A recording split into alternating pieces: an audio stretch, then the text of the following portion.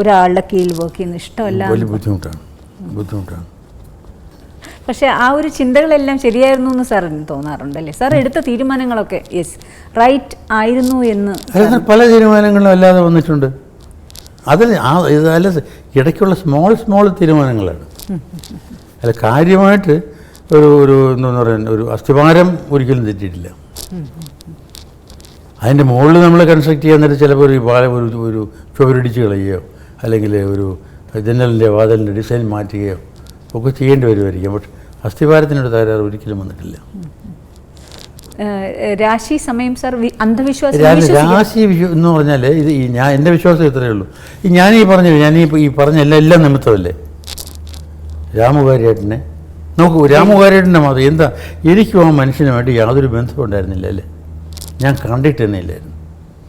ഇവിടെ അദ്ദേഹം ട്രിവാൻഡ്രത്തുണ്ടായിരുന്നു. ഇവിടെ തിരുമാലയുടെ ഷൂട്ടിങ്ങൊക്കെ നടക്കുമ്പോൾ ഇവിടെ സ്റ്റാച്ചുവിൻ്റെ അടുത്ത് ലോഡ്ജിലൊക്കെ താമസിച്ചിരുന്നത് പറഞ്ഞു കേട്ടിട്ടുണ്ട്. ഞാൻ കണ്ടിട്ടേ ഇല്ല.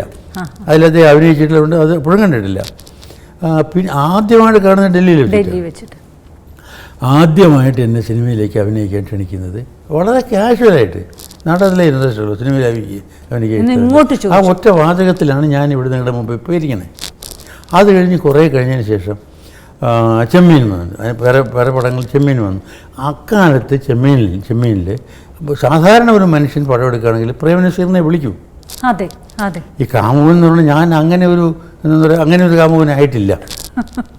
ഈ പാടി ദുഃഖിച്ച് മുതാടിയെല്ലാം മളിച്ച് കിടക്കുന്ന അങ്ങനെ ഒരു കാമുക ഒരു ഒരു പരിവേഷം എനിക്ക് ശോകനായകന്റെ ഒരു പരിവേഷം വന്നിട്ടില്ല. കാര്യം ഒരുപാട് സിനിമകളുമായിട്ടില്ലല്ലോ, ആയിട്ടില്ല. അപ്പോൾ എന്നിട്ട് ഞാൻ തന്നെ വേണമെന്ന് നിർബന്ധം ഉണ്ടായിരുന്നത് രാമുകാരേട്ടനും അതെ ബാബുവിനും അതെ. അതിനകത്ത് അന്ന് ഉണ്ടായിരുന്ന ആളുകളെല്ലാം അന്നത്തെ നമ്പർ 1 ആൾക്കാരാണ്. സത്യ സാറായിക്കോട്ടെ, കുട്ടാരക്കര ആയിക്കോട്ടെ, ഇതിന് ഇങ്ങനത്തെ കൊച്ചു ആർട്ടിസ്റ്റ് വരെ അന്നത്തെ നമ്പർ 1 ആർട്ടിസ്റ്റാണ്. അതിനകത്തൊരു ചോട്ട് ഞാൻ മാത്രമേ ഉള്ളൂ അല്ലേ. അത് കഴിഞ്ഞിട്ട് അദ്ദേഹം അങ്ങനെ ഇന്ത്യയിൽ അറിയപ്പെട്ട ഇവിടെ ബോംബെയിലും അറിയപ്പെട്ടു. കെ അബ്ബാസ് ഒരു പടം എടുക്കാൻ തീരുമാനിക്കുന്നു. ഇന്ത്യയിൽ ഓരോ സോണിലുള്ള ആർട്ടിസ്റ്റിനെ വെച്ചിട്ട് സാത്ത് ഹിന്ദുസ്ഥാനി എടുക്കണം. അപ്പോൾ കാര്യാട്ടിനെ അറിയാമോ അങ്ങനെയൊക്കെ ഈ മലയാള സിനിമയിലെ ആളായിട്ട് കാര്യാട്ടിനോട് അങ്ങനെ ചോദിച്ചു. ആ കാര്യമായിട്ട് മധുവിനെ വിളിച്ചാൽ മതി, ഹിന്ദി അറിയാമല്ലോ. ഞാൻ ഹിന്ദി അറിയാമല്ലോ. അങ്ങനെയാണ് അതിന് ഞാൻ പോകുന്നത്. അപ്പോൾ അതെന്തുകൊണ്ടെന്ന് വെച്ചാൽ ഇതെല്ലാം ഓരോ നിമിത്തങ്ങളാണ്. പിന്നെ അവിടെ പരമേശ്വരൻ നായരുടെ പടത്തിൽ ഈ മേക്കപ്പ് ടെസ്റ്റ് ഓഡീഷന് പോയപ്പോൾ ആ സിനിമയിൽ ചെയ്യാന്ന് പറയുന്നത് ആൾ. ഇപ്പോൾ ആ കാര്യാട്ടിൻ്റെ ഇത് വെച്ചിട്ട് you are going to act in my picture, എനിക്ക് ഒന്നും വേണ്ട, യു ഗോ ഹോം, ഞാൻ ഹെൽസിംഗിയിൽ നിന്ന് വന്നിട്ട് ഞാൻ അറിയിക്കാൻ വന്നാൽ മതി എന്ന് പറഞ്ഞിരുന്നെങ്കിൽ മേക്കപ്പ് ടെസ്റ്റിന് പോവില്ല, പരമേശ്വരൻ നായർ കാണൂല, ആദ്യത്തെ പടം നിന്നുണഞ്ഞ കൽപ്പാടുകൾ വരില്ല. ഇത് ഞാൻ എല്ലാവർക്കും അറിയാവുന്ന ചില ഉദാഹരണങ്ങൾ മനസ്സിലായി എനിക്ക്. ചെമ്മീൻ പറഞ്ഞപ്പോഴാണ്, ചെമ്മീനിലെ സിനിമാറ്റോഗ്രാഫർ എന്ന് പറയുന്നത് വിദേശിയാണ്. അന്നത്തെ ഒരു സാങ്കേതിക വിദഗ്ധൻ പുറത്തുനിന്ന് വേണമെന്നുള്ളതൊക്കെ രാമു കാര്യാട്ട് സാറിൻ്റെ തീരുമാനം. അങ്ങനെ ഭയങ്കര ഓർഗനൈസറാണ്. അത് ഭയങ്കര ഈ കാര്യത്തിൽ എന്താ പറയുക, ഇത് വെരി ഗുഡ് ഡയറക്ടർ, അതിനുപരിയായിട്ട് ഈസ് എ ഗ്രേറ്റ് ഓർഗനൈസർ. ഈ അവാർഡ് വാങ്ങിക്കുമെന്ന് പറഞ്ഞിട്ട് പടം എടുത്തത്. അത് ശരി. അതിന് വേണ്ടിയിട്ട് ഇന്ത്യയിലുള്ള എല്ലാ ദി ബെസ്റ്റ്, ഇവിടെയുള്ള ദി ബെസ്റ്റ് ആർട്ടിസ്റ്റിനെ, എഴുത്തുകാരെയും പാട്ടുകാരെയും ഒക്കെ വിളിച്ചിട്ടാണ് ഇർഷിയേഷ് മുഖർജിയും സലിൽ ചൗധരിയും മാർക്കസ് ബാട്ട്ലിയും മന്നാടയുടെ പാട്ടിൻ്റെ അത് ഉച്ചാരണ ശുദ്ധി പല സ്ഥലത്തും ഇല്ലെങ്കിൽ പോലും ആ പാട്ടിനൊരു പ്രത്യേകത ഞാൻ പ്രത്യേകം പറഞ്ഞു.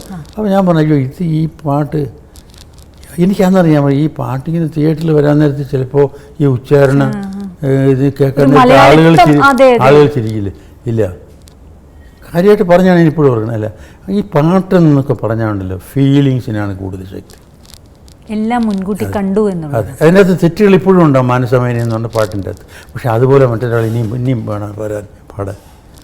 ആ ഫീലിങ്ങിൽ അതുപോലെ എത്ര ഉച്ചാരണ ശുദ്ധിയോടുകൂടി പാടിയാലും ആ എഫക്റ്റ് വരുന്നില്ല. അതുപോലും കാണാൻ സാധിച്ചു. ലതാ മങ്കേഷ്കർ പാടിച്ചിട്ട് ശരിയല്ല എന്നൊന്നും വേണ്ടെന്ന് വെച്ചു. മനസ്സിലല്ലേ? 65 സെൻസാർ ചെയ്തു, ഗോൾഡ് മെഡൽ വാങ്ങിച്ചിട്ട് റിലീസ് ചെയ്തുള്ളൂ 66. അവാർഡ് വാങ്ങുമെന്ന് പറഞ്ഞു അതെ പടം അതെ അങ്ങനെ എന്തെന്ന് പറയുന്നത് മുൻകൂട്ടി കാണുന്ന മനുഷ്യനാണ്. അല്ല മുൻകൂട്ടി കണ്ടില്ലെങ്കിൽ എൻ്റെ അടുത്ത് ഇത് പറയില്ല. ഞാൻ ഇത്രയും വർഷത്തിന് ശേഷം പറയാനായി മേക്കപ്പ് ടെസ്റ്റ് പോകണമെങ്കിൽ എനിക്ക് ടെസ്റ്റ് എടുത്ത് മാർക്ക് ഇടാനല്ല, ടെസ്റ്റ് എടുത്തുള്ളൂ. Whether you go or not you are going to act in my film എന്നിടത്തും പറയണമെങ്കിൽ. അപ്പോൾ കണ്ടു കഴിഞ്ഞപ്പോൾ തന്നെയൊക്കെ മനസ്സിലായി, കൊള്ളാമെന്ന് മനസ്സിലായി. അത് അയാൾക്ക് അങ്ങനെ തോന്നിയത് ശരിയാണെന്ന് കഴിഞ്ഞ 52 വർഷം തെളിയിക്കുകയും ചെയ്തു. പക്ഷേ അക്കാര്യത്തിലൊക്കെ ഗ്രേറ്റ് മാൻ. ആ സിനിമാറ്റോഗ്രാഫർ വളരെ കുറച്ച് സമയം മാത്രമേ രാവിലെ ഷൂട്ട് ചെയ്യുള്ളായിരുന്നു. തെങ്ങിൻ്റെ നിഴൽ വരും അല്ലെങ്കിൽ അങ്ങനെയൊക്കെ പറയുമെന്ന് പറഞ്ഞു. അല്ല അങ്ങനെ വളരെ ഈ ഫോട്ടോഗ്രാഫി എന്ന് പറഞ്ഞാൽ അങ്ങനെ സംബന്ധിച്ചിടത്തോളം കോംപ്രമൈസ് ഇല്ല. ഇവർ രാവിലെ ഒരു 7:30 തൊട്ടൊരു 11 വരെയുള്ള ലൈറ്റിൻ്റെ കളറല്ല നമുക്ക് കാണാൻ അത് കഴിഞ്ഞാലുള്ളത്. അതുപോലെ വൃക്ഷങ്ങളുടെ അത് വരും പിന്നീട് ഉച്ചയ്ക്ക് ശേഷം മധ്യാഹ്നം കഴിഞ്ഞിട്ട് ഒരു 2-3 മണിയാകുമ്പോൾ ഏതാണ്ട് ഒരുപോലെ രാവിലെയുള്ള വരെയുള്ള വെളിച്ചം വരും. പക്ഷെ അപ്പോൾ നിഴലുകളെല്ലാം ഓപ്പോസിറ്റ് സൈഡ്. പക്ഷെ ഒരു സീൻ എടുത്ത് ഒരു 11 മണിയാകുമ്പോൾ സീൻ തീർന്നില്ലെങ്കിൽ അടുത്ത ദിവസം രാവിലെ ആ സീൻ പെർഫെക്ഷനിസ്റ്റ് ആയിരുന്നു.